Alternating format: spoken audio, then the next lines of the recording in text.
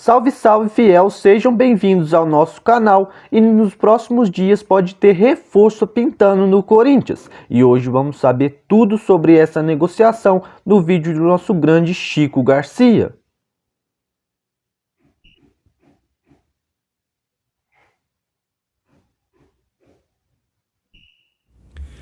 Bom, rapaziada, é verdade, o Corinthians buscou a contratação, ainda busca, do centroavante Arthur Cabral, ex-Palmeiras, ex-Ceará, ex-Benfica, que está no Botafogo. O Arthur Cabral, ele chegou até um valor de mercado bem alto, acima de 20, 25 milhões de euros. Hoje a situação já não está mais tanto assim, o Torino chegou a fazer uma proposta recente para tirá-lo do Botafogo e o Botafogo recusou. O Martin Anselmi, que é o técnico lá, não sei até quando, né? Perdeu mais uma agora para o Flamengo. Disse que não queria abrir mão dele e tudo mais. Ele até jogou esse jogo, acabou saindo no segundo tempo, mas foi escalado. Ele tem 12 jogos em 2026, 1 gol e 2 assistências. O começo dele não é bom, mas o Botafogo está numa fase terrível.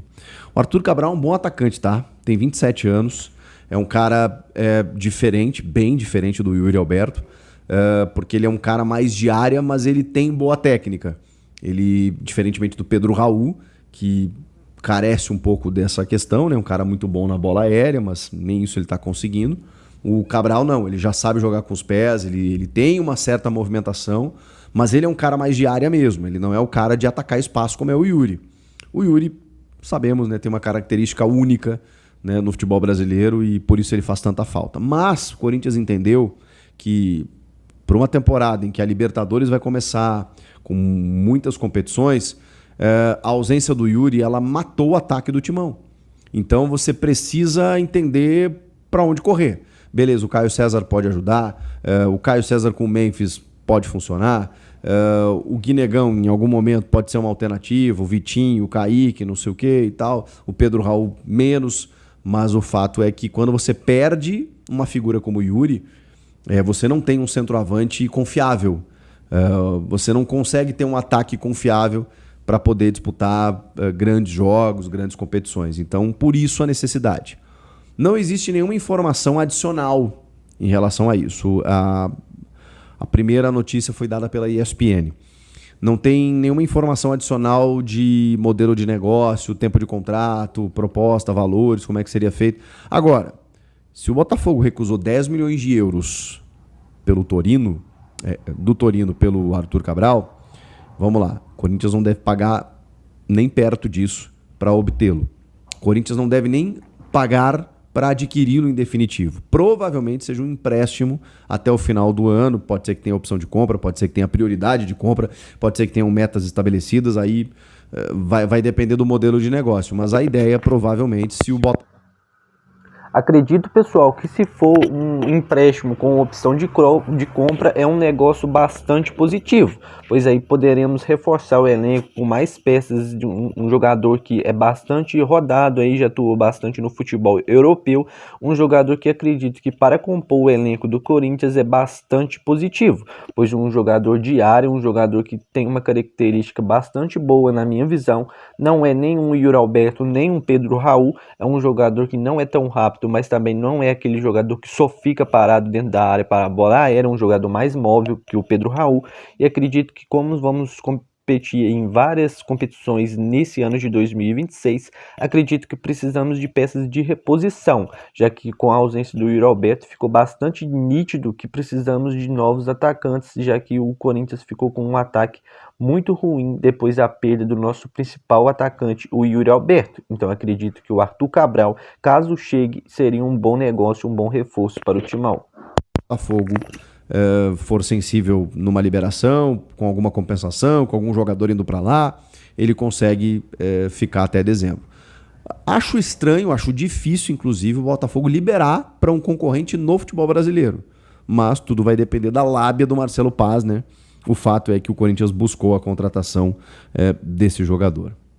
Tá bom? Arthur Cabral. Agora vamos falar do Dorival, porque terminou o jogo, né, e tal, aquele empate, eu fiz o vídeo aqui para vocês, e aí fui ouvir a entrevista do técnico Dorival Júnior e fiquei assustado. Dorival, pô, mó gente boa e tal, e aí eu vou falar para vocês.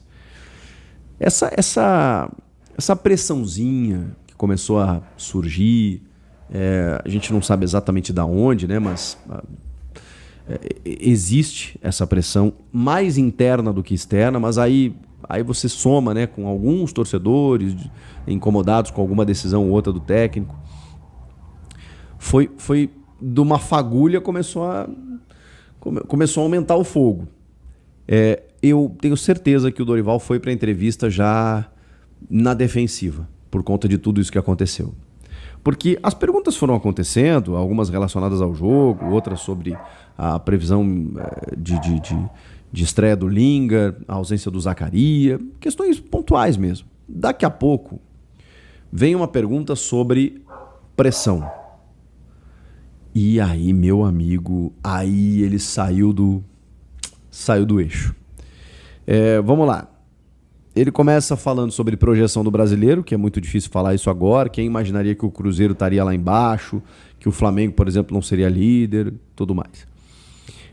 Se o esquema de 3-5-2 do Santos o surpreendeu. Ele falou que não, ele já imaginava, ele estudou o adversário dessa maneira e até por isso colocou o André e um pouquinho mais pelo lado esquerdo, centralizando, Breno Bidon da mesma maneira, né? E o Ranieri tendo liberdade às vezes para sair, o Carrilho vindo fazer o jogo por trás. Ele mudou um pouquinho a configuração do meio-campo para ter superioridade. Falou sobre a convocação do Neymar, que ele torce para que isso aconteça, mas ele não quer se meter na vida do Ancelotti, né? Torce muito pelo Ney, ele falou, né? Meu amigo, bababá. Não quis avaliar também tecnicamente o Neymar, que foi abaixo no jogo. Sobre a função do Carrilho, né? Como um primeiro homem, ele acha que o Carrilho tem condições de fazer essa função, ele gosta e tal, eu gosto menos. Eu já gosto menos, mas enfim. Mas a ideia dele com esse meio-campo também era tentar ajudar o Memphis, abastecer o Memphis na ausência do Yuri Alberto, para que a bola chegasse mais no pé do camisa 10. E vamos lá, né? Acho que até funcionou, mas eu acho que funcionou especialmente por conta da entrada do Caio César. Enfim, eu acho que foi uma questão mais factível do jogo. Falou da ausência do Zaccaria, que é normal, né? Enfim, né? Que isso vai acontecer muito, né? Nessa sequência de tantos jogos, né? Os jogadores vão rodar bastante.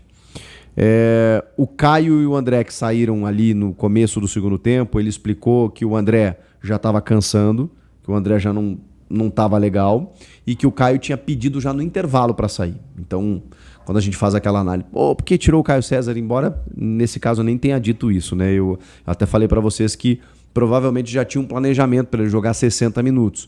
Mas, na verdade, foi ele que pediu no intervalo, né? Então, como o Caio César tá jogando bem, tá entrando bem, vamos cuidar aí para não estourar, que é o melhor a fazer. Sobre o retorno do Yuri, aqui ele começa a ficar irritado. Porque ele é questionado se ele sabia ou quando ele soube que o Yuri não ia para o jogo, porque o Yuri acaba dando uma entrevista na sexta-feira num evento de basquete em São José dos Campos e fala, né, que só volta contra a Chape.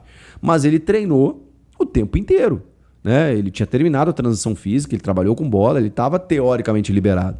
E ele falou que a gente espera o quanto antes que ele possa voltar, mas a gente tem que esperar o jogador ficar confortável para poder voltar. Então, daqui a pouco o Yuri sentiu uma dor ou outra e tal. Aí, vamos voltar aqui no sacrifício? Não, vamos esperar um pouquinho, vamos voltar de boa e tal. E aí o Dorival me passou a sensação de que ele foi pego de surpresa com essa informação de que o Yuri não pela gente e tal. Não, eu acho que ele ficou sabendo ali na sexta-feira, no sábado, ele já sabia que ele não podia usar o jogador, mas eu acho que ele contava, tá? Eu acho que ele contava com o Yuri. E aí vem as perguntas falando sobre a partida ruim contra o Coritiba, que se gerou uma pressão na mídia, aquela coisa toda, papapá. E aí vem a resposta. Isso é para vocês terem assunto, né? Eu sei que tem muita costureira que tá deixando de ganhar dinheiro porque não tem uma maquininha de cartão, mas com a... né? E aí ele emenda e meio que desabafa. Porque ele não foi perguntado sobre isso. Mas ele já emenda e fala, isso é para vocês terem assunto e não sei o quê. Se foi pela minha declaração, aí do nada ele tira essa frase. Se foi pela minha declaração, eu sustento o que eu falei, eu protegi o clube, e o clube tem que entender que não dá para vender na hora que você quer e não sei o quê, e começou a falar da declaração que ele deu em relação ao André, né? E, cara, ele bancou e disse que ele se dá bem com a diretoria, que ele não sabe de onde saem essas informações, que no futebol brasileiro é muito, muito louco, né? A gente fica pensando toda a rodada qual o técnico que vai cair, a gente tá na contramão do mundo. E, cara, aí ele deu uma filosofada do tipo, né? Deu uma pistolada legal. E assim, eu posso questionar a pergunta do repórter? Não, porque foi um assunto durante a semana. Saiu realmente em vários portais. A gente fez vídeo aqui de uma pressão interna, inclusive, para cima dele, inclusive, pelo menos de minha parte, com a ponderação de que isso era inadmissível. De que, a gente pode questionar algumas questões do Dorival, mas, cara... E ele se defendeu muito, cara, na entrevista. Aí ele falou, pega desde que eu cheguei, tudo que a gente passou, se o saldo não é positivo, jogamos mal contra o Coritiba, jogamos. E de uma forma até meio inexplicável, ficou puto. Depois do tempo de preparação, a gente ficou 12 dias treinando e tal, mas faz parte do futebol, a gente tem que reagir e não sei o quê. Hoje nós dominamos a partida a partir dos 15 minutos, e não sei o quê, papapá. Então ele foi para se defender, e aí a pergunta foi meio que tirou ele completamente do eixo. Falou sobre a visita ao CT, né, das organizadas, falou que ele não estava, que ele tinha exames marcados, mas que se ele soubesse ele teria ficado, porque ele não tem problema nenhum, ele não deve nada para ninguém. Que não é o ideal esse tipo de coisa, mas que foi uma conversa pacífica, que ele sabe que faz parte, que tá tudo bem, né? Deu uma